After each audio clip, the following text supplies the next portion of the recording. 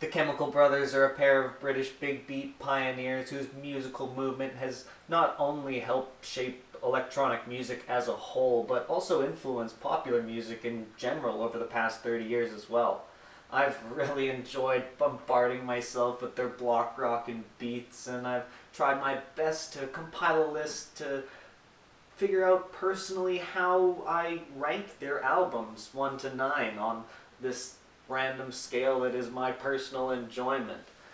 Now, I know it should go without saying, but as digestible as their catalog is, they've got such a wide variety of styles. The reason I enjoy the Chemical Brothers might be completely different than the reason you enjoy them, and so my list is very likely not going to look anything like yours. So be prepared for confusion, maybe disappointment, and even some anger to throw my way in the comments section after you see where I've ranked your favorite Chemical Brothers album. When listening to the Chemical Brothers, the first thing I look for are those classic big beat bangers, and you're going to see that time and time again when I'm picking out my favorite songs off of these LPs. The next thing I look for is the overall energy of the project. I'm a bit of a tempo snob, I guess. I kind of discovered through this process that the more moving and grooving the album makes me do, the better for me and the higher rank that album will get. And the last really important factor when it comes to enjoying albums in general is the overall flow of it.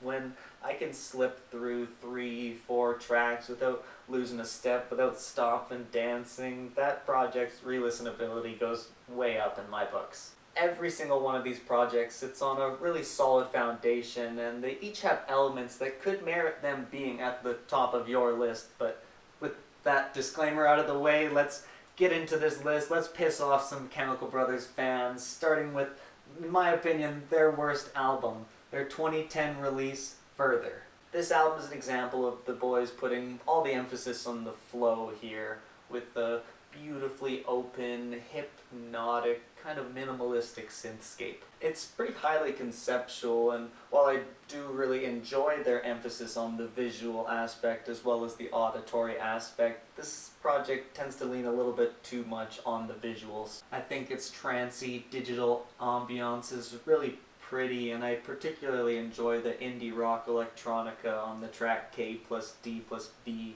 It sort of begins to bring this whole album to a close by flowing really nicely into the last number, and then that one kind of mirroring the opening track. It's really pretty, like I said, but it's just not what I'm looking for when it comes to Chemical's albums. At number 8, I've placed their 1999 album, Surrender.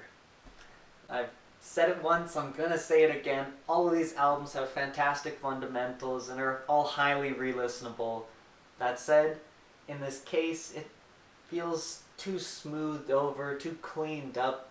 Honestly, comes out a little overcooked. Probably due to just how influential this album was and how popular the Chemical Brothers were at the time, but they're usually interesting additional little interjections come off sort of formulaic and repetitive, and besides the great kind of psych rock funky vibes in the middle here on tracks like The Sunshine Underground, I don't get a lot of interest after listening to this once or twice. There's nothing that kind of brings me back and makes me think. They're just these individual focus on these tracks that are bangers. The Daft Punky music response is tight. It brings you into the whole album pretty well. Under the Influence is my favorite song, as simple as it is. I think it's a top track. But yeah, too much focus on those singles and not anything really that brings this whole thing together. Next up, I've got their 2007 LP, We Are the Night. It's another, in my opinion, mixed bag of danceable tracks that builds up to the excellent song Saturate that then crescendos just too early in this track list at the song that can rub some people the wrong way, but personally I love it, Do It Again. The album then turns to a spacier batch of somewhat understated house tracks that sort of just float around, in my opinion. They even mock my tempo snobbery at the end with "There's no need to rush" being a line in this. It's a vibe, but it's not the vibe I'm looking for. aside from the somewhat baffling but somehow sometimes endearing salmon dance, this album's enjoyability comes awfully close to that of the next one on my list. Released all the way back in 1995, next up we've got Exit Planet Dust. This album is probably considered one of their most straightforward projects, and I could see myself getting bored of it if it did stay in that pure, grounded, tranced out acid house that it starts out with, but you come across a song Chico's Groove and the album then opens up into this awesome dreamlike background breakbeat that kind of fills a room really nicely. Sure, it's definitely not as technical as their other projects, but this is 90s hip-hop influenced club bliss that keeps me rocking from Leave Home all the way to the always welcome talents of Beth Orton's vocals on Alive Alone. As steady as it is, it makes it difficult for me to pick out a favorite on this one, but overall a solid debut. Their 2005 fifth album, Push the Button, sits solidly in the top 5 of my favorite Chemical Brothers albums, with its glitchier, driving big beat that crashes over me and just charges me right up. You get a fantastic blending of nuanced techno and hip-hop inspired chemical beats up until the point where you hit the somewhat distracting Close Your Eyes that takes the end of this project in a completely new direction once again. The back half having more introspective dance numbers while still maintaining a fairly consistent energy up until the great closing track, Surface to Air. I like the song Come Inside, and my favorite song is probably Galvanize, as boring as that opinion is. On to my fourth favorite, the 1997 Chemical Brothers classic Dig Your Own Hole. Gritty, in-your-face, industrial, distorted, block rockin' beats! The title track, the OG Dust Brothers remixed electro bang, it doesn't matter, the irresistible psych funk vibes on Piku, and they're still somehow all overshadowed by Beth Orton's much softer approach on Where Do I Begin that proved early on that the Chemical Brothers are so far from one-trick ponies. A tough song to concisely describe.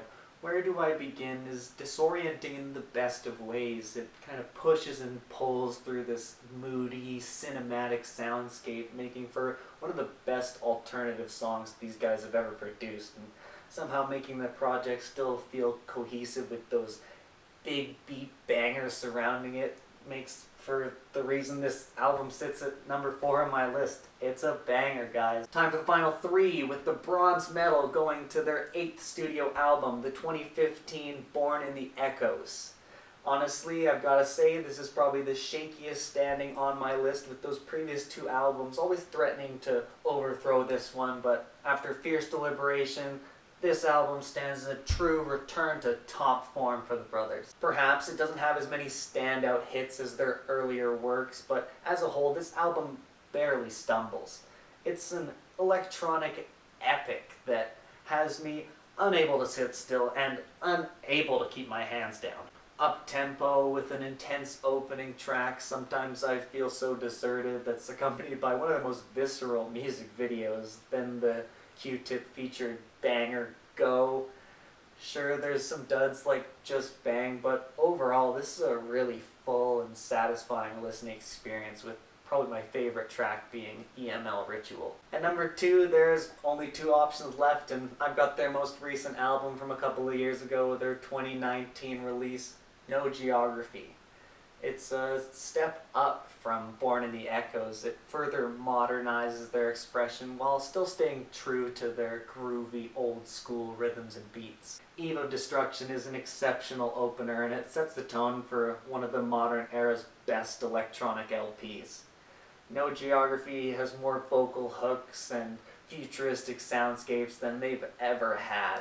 I listened to it when it was released. I enjoyed it then. Upon revisiting it now, I can see that it's got as much replayability as any of their other albums, and I will certainly be enjoying this for years and years to come. I've only got one album left, and I'm sure a lot of you guys are disappointed that I placed your favorite Chemical Brothers album so low on my list, but I have yet to see two people that come up with identical lists.